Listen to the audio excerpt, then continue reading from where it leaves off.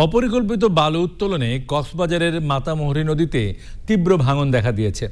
নদীগর্ভে বিলীন হচ্ছে বসতভিটা, হুমকিতে পড়েছে পরিবেশ ও জলজ বাস্তুতন্ত্র।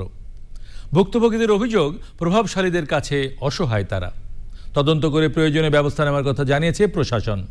কক্সবাজার থেকে সরোয়ার আজম মানিকের রিপোর্ট। এক সময় মাতামুহুরী নদী কেন্দ্রিক ছিল এই অঞ্চলের যোগাযোগ, কৃষি, মৎস্য সম্পদ ও বাণিজ্য।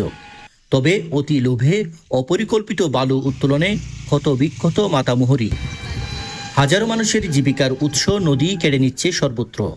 স্থানীয়দের দাবি, অনুমোদন ছাড়াই নদীর অন্তত অর্ধশত স্থানে ড্রেজার বসিয়ে চলছে বালু উত্তোলন। বালু তুলো গভীর করে মাটি ভাঙিয়ে দেয়। আমরা মানাগুলো মানি নারার হতা না মানতো মানছি। ঘরবাড়ি উড়ে যায়, কুয়াশালে হস্তত বেশি। সাম্প্রতিক বন্যার পর পরিস্থিতি আরও ভয়াবহ হয়ে উঠেছে।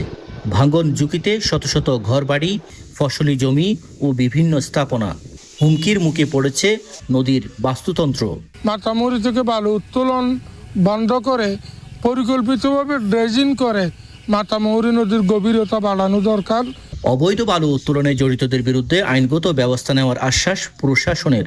যদি কোথাও অপরিকল্পিত ড্রেজিংয়ের কারণে নদী ভেঙে যায়, সেগুলা আমরা পানি উন্নয়ন বোর্ড সহ, পরিবেশ অধিদপ্তর সহ, জেলা প্রশাসন বা উপজেলা প্রশাসন আমরা সেটা প্রয়োজনীয় রোধ করার পদক্ষেপ নেব। জীবন জীবিকা রক্ষায় অবৈধ বালু উত্তোলন বন্ধ, বৈজ্ঞানিকভাবে নদী ব্যবস্থাপনা এবং পরিকল্পিত ড্রেজিংয়ের তাগিদ দিয়েছেন পরিবেশবাদীরা। এসব নদীতেই ড্রেজার মেশিন বসিয়ে উত্তোলন করা হচ্ছে বালু। এতে করে হুমকির মুখে পড়েছে পরিবেশ প্রকৃতি। তাই পরিবেশবাদীরা বলছেন, এ ব্যাপারে সরকার যেন দ্রুত ব্যবস্থা গ্রহণ করে।